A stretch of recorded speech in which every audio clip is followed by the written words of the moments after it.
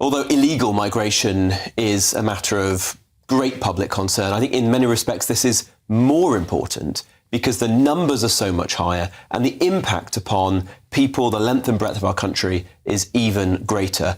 Having 750,000 people coming in perfectly legally every year is placing unbearable pressure on public services, on housing. It's stopping young people from getting the dream of home ownership, and it's not helping the economy because it is a deterrent from companies investing in technology, things that drive up our GDP and productivity. It's undercutting the wages of British workers, and it's also changing our country because the pace of change with such a large number of people coming in each year is so great. It's putting real strain on communities and on the kind of well-integrated, united country that I want to see, and as Conservatives I think we should value very greatly. And as you say, the geographical mix of people coming into this country is changing a lot. When we were within the European Union, we were predominantly attracting people from the EU and from other like-minded countries who share our values, like the United States, Canada, Australia.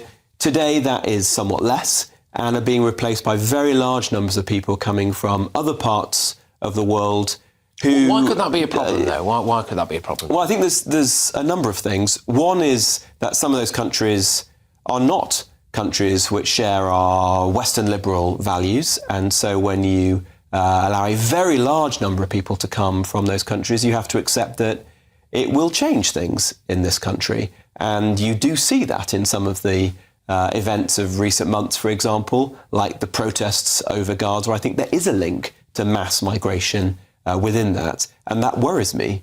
I do worry that there are real challenges with integration in our country today. You only have to go to communities like Bradford or Leicester, near to where I represent, to see that there are people leading segregated lives there. And I don't want to see that as the future of our country. I want us to be a well-integrated, united, cohesive United Kingdom. And you see particular examples and flashpoints as well, such as what happened a few years back in Batley. And remember that the teacher who was involved in that incident is still fearful for his life because of the extremism that we see within our country. Yeah. And so for those reasons, I think we should be very careful and selective about who gets to come here. You must have been calling this out around the cabinet table. You must have been making these points very, very clear. Do other members of government not care about mass immigration like this? I mean, did they ignore their own immigration minister? Well, I think we took back control of the levers of our legal migration system when we left the European Union. That was the great reform. You know, that's what many people have been calling for years, and the British public had essentially been voting for at every general election and in the Brexit referendum. But then we didn't use them correctly.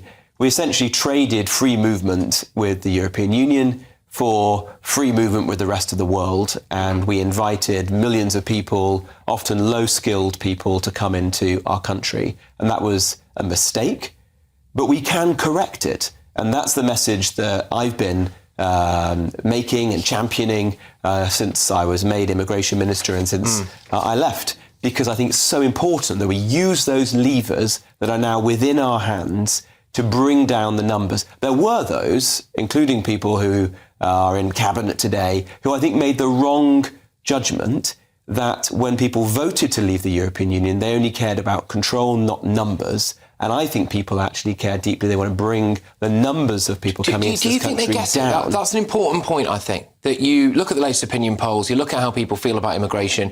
The latest stats that I saw was that on average, people underestimate the amount of net migration that we had by 10 times, which is remarkable. But still, 9 out of 10 constituencies wanted to cut immigration. So presumably they'd have some sort of fit if they realise the real numbers. Do the Cabinet not get this? Do they not quite understand that, do you think?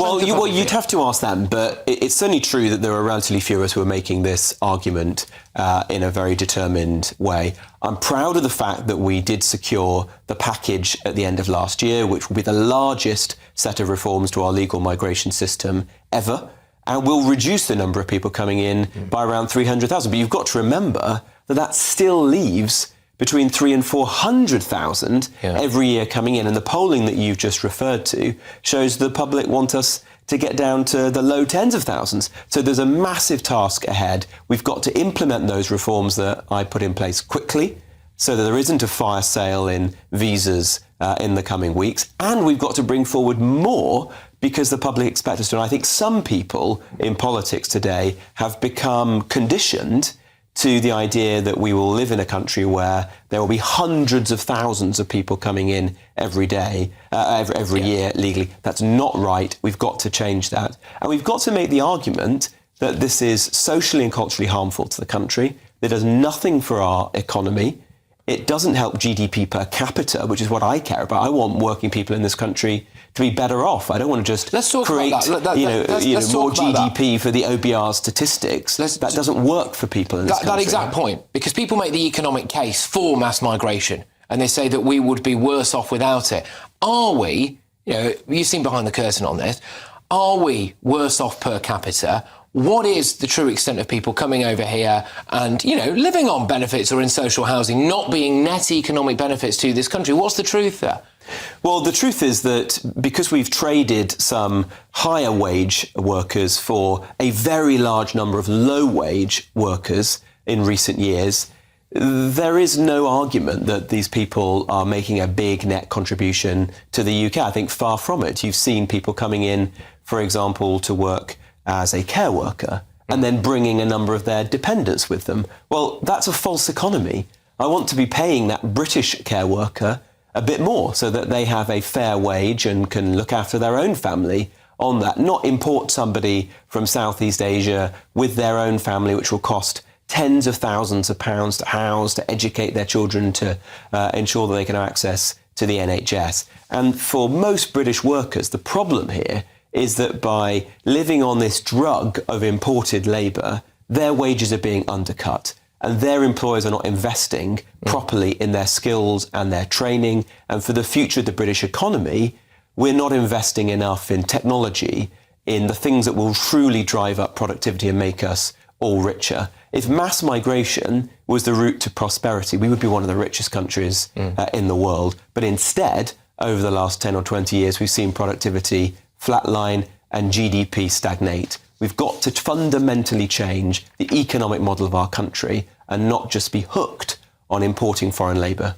Since you resigned, the government appears to have rowed back a bit on things like the salary threshold, student visas, bringing dependents over, all key parts of that basket that you really wanted to push forward. You've mentioned the levers already in this interview. Look, I know that you were very close to Rishi Sunak.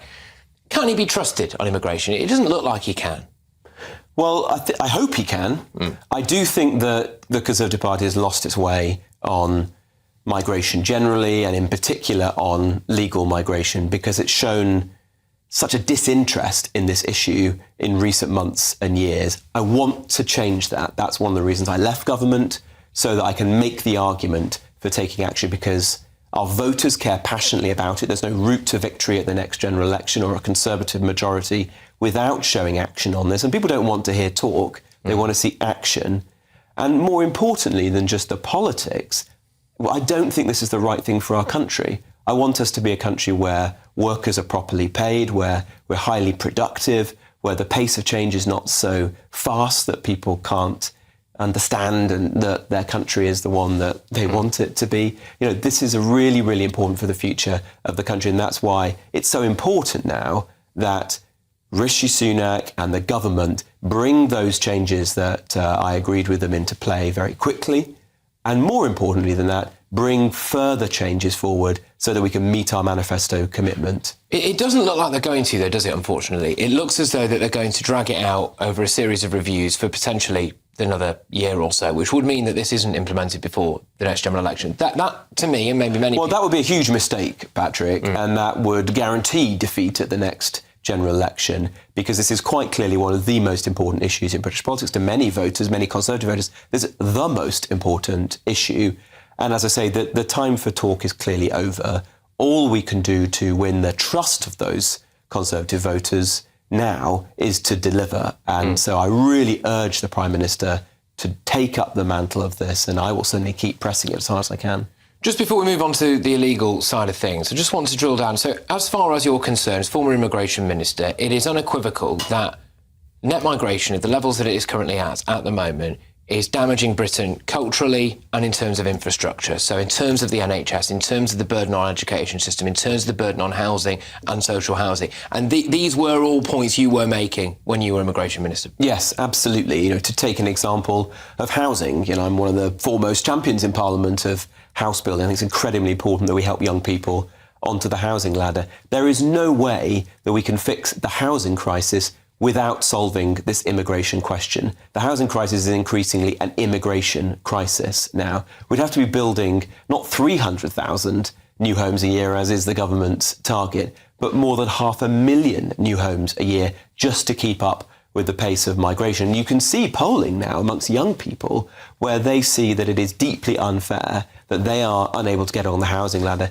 They're spending more and more of their income on rent, because there are so many new arrivals in the country. And so it's for those young people as well that we've got to resolve this issue. And on the cultural question, which I think is so important, there is a mantra which we are increasingly expected to recite like a religious catechism, that all immigration is good, that diversity is strength, that we are the world's most successful multicultural, multi-ethnic democracy.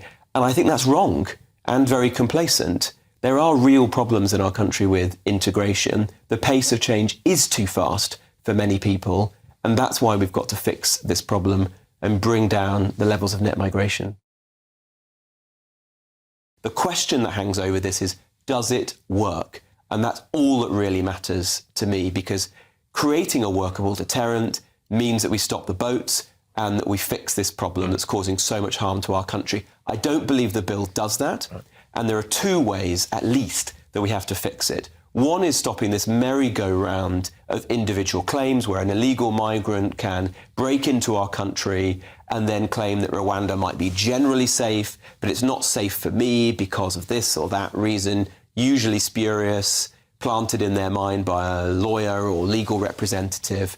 We have to stop that. And I know, having done the job, been one of the authors of this policy, that every single migrant will do that and the policy will quickly fall apart. So one of the things that I want to amend the bill is to end that. So you come here, you will be swiftly detained and removed to Rwanda in all bar the most exceptional circumstances. And the second thing we've got to fix are these injunctions from the Strasbourg court of the kind that stopped the flight a year and a half ago, the so-called pyjama injunctions, where some foreign judge can say at the last minute, often without giving reasons, that the flight can't take off. At the moment, the government's position is that they don't want to see this, but that it would be in breach of the law, in breach of international law if we were to do that. So I want to amend the bill to say, no, the default position is that we will ignore these injunctions and we'll get those planes Rishi off. has not given any indication he's going to do that yet, though, has he? I mean, today, again, he said,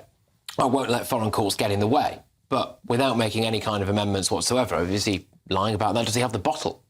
Well, I don't know, but I think it would be a political mistake of the first order to allow a foreign court to stop a flight and to prevent the scheme from taking off and being operationalised. At the moment, the Prime Minister's own lawyers are saying that it would be illegal for him or any minister to sanction ignoring a Rule 39. And so my amendment is absolutely critical to enabling this scheme to work, or as night follows day, we'll be in the same situation that Priti Patel was in the summer of 2022. Flights grounded, scheme aborted, and the small boats crisis continues for years, if not decades, to come. I feel like that's quite a big point, that the government's own lawyers at the moment are basically saying that they can't get around the situation at the minute.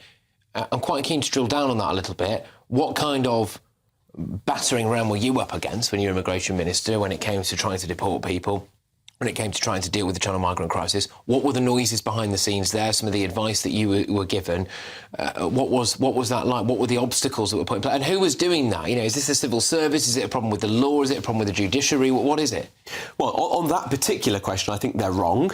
There are credible, respected lawyers who say that you can ignore Rule 39s. And in fact, in the debate we had previously in the House of Lords there were law lords, very senior KCs standing up and making that case. So I think that the Prime Minister and the government are relying on highly cautious and contested legal advice. On the broader issue, I think we're in a difficult place as a country because we are a party to a range of treaties and international obligations that are out of date and are making it very difficult for us to secure our borders and do what the public expect. And we are reliant on other countries and organisations like the European Union who do not care enough about tackling this issue to support us. And that does make it difficult. There is a web of lawyers and legal obligations which challenge us at every turn. But you have to be incredibly determined. The only countries in the world that have fixed this problem, and some have, Australia, Greece, more recently, have taken the most robust approach. That is the one that I took as immigration minister. That's what I wanted to take with this bill. And my advice to the Prime Minister is you will not succeed unless you adopt this very robust approach, and then we will let the public down. Some people say that the Channel migrant crisis poses no particular security risk to ordinary people in Britain. You, again, have first-hand experience of some of the people who are coming across the Channel. There are people who have come across in small boats who are now subjects of interest, who our intelligence services have to try to track because we believe that they're a threat to the public. And there are also people who have come across on small boats or otherwise illegally who have committed very serious offences in this country, people who have raped and murdered British citizens. And that worries me intently, as it should do anyone who is in government. Why can't we deport them? A lot of people are screaming at the television screen now, get them on the first flight out of here. Why not? Well, part of it is the web of international treaties and obligations that we are a party to. And so some of those people, ministers have intervened to try to remove from the country, and then they have been able to frustrate their removal for years, sometimes indefinitely, claiming as a result of European Convention on Human Rights obligations that they now have a family life in the UK, and it would be a tragedy if they were, torn away from their wife or their kids, when what we care about is protecting the British public. And for others, it's been the fact that our legal system is so slow that those processes just take far too long. What this teaches you is you've got to stop people coming in the first place, because once they're here, it's inevitably very difficult. So what you've got to do is have the strongest possible deterrent. And that's why a policy like Rwanda is actually so important. We saw some deaths at the weekend in the Channel, unfortunately. Could the EU just stop this now? And are we wasting money sending it to the French to try to patrol our borders? Well, the EU could do a lot more. It was a real tragedy what happened in the Channel, but tragedies like that will continue to occur. And the EU have it within their power to do a lot more. The boats that we have very strong intelligence that tracks them all the way from China through Turkey up through Europe. So these are the boats that they use. The boats and the engines. We have a great deal of intelligence about their movements. We provide that to partners. Some are supportive of the UK. At the end of last year, I went to Bulgaria, where the government is doing a lot to help us seizing boats. But the EU will not instruct customs officers who find these boats and engines to seize and destroy them. They could do that tomorrow, and I think, frankly, it's disgraceful that they don't. So they are more concerned about whether or not a plug or an iPhone charger is uniform than whether or not these death traps, these boats and engines that they know abound for the English Channel, they know are going to be used, as happened this week, to put people into, often in freezing weather, which will deflate and start to fall apart within hours and risk the lives of those migrants. They will not do that. And I have engaged with them, as have many other people who are within government, and I really urge them to take their responsibility, if not out of concern for illegal migration, but out of concern for people's lives. They have not shown the resolve that I would expect. I think, frankly, it's disgraceful that people are dying as a result of their inaction. If Labour get in, how likely do you think it would be that the civil service would advise them to maybe have some kind of amnesty to clear that asylum backlog? Is that something that was ever mooted at all with you? Well, I'm very worried about the prospect of a Labour government for lots of reasons, but one of them, of course, is immigration. And you only have to look back on their record when they were last in power. On illegal migration, they did do an amnesty. the Labour government with John Reid as Home Secretary did an announcement where they literally wrote out to illegal migrants and said, sign this bit of paper, accept this offer, and you'll be given status to remain in the UK. I was offered that solution to the asylum backlog and turned it down. That's not right. That's interesting. No, that's really interesting. Not the right so way. you obviously turned it down, but you were offered, were you? Yeah, no, I was advised that was as you'd expect, that is the simplest, fastest way to clear these cases. But it would be wrong because the system shouldn't just be efficient. It should be rigorous. In fact, it needs to be a lot more rigorous than it is today, not less. Look, just quickly on the issue of migrant hotels. We heard the government saying they're going to close down 50 of those hotels, and that sounded like it was a really good thing, especially for the taxpayer. But actually, is it? Because these people have got to live somewhere, haven't they? What kind of consequences are we seeing of that at the moment? You shouldn't think that that is the end of the story. Anyone who's granted asylum then claims benefits, families get on the housing list for social housing in communities, and people have to be looked after one way or another. We have legal obligations to do so. Of those people being moved out of those hotels, in your experience then, are the vast majority of them going to be unable to support themselves, do you think? This is going to be a case of social housing, it's going to be a case of benefits, and this is the reality of it? I think for most of those people it will take years to properly integrate them and make them net contributors to our country. And there's been one study by the University of Amsterdam that suggested it would cost more than £500,000 to integrate and support every single illegal migrant. And that's the sort of scale of the cost. That's why we mustn't just deal with the symptoms of this problem. We've got to fix it once and for all. Robert, thank you very, very much. Thank you. Robert Jenrick there in his first in-depth interview since resigning as Immigration Minister. Thank you.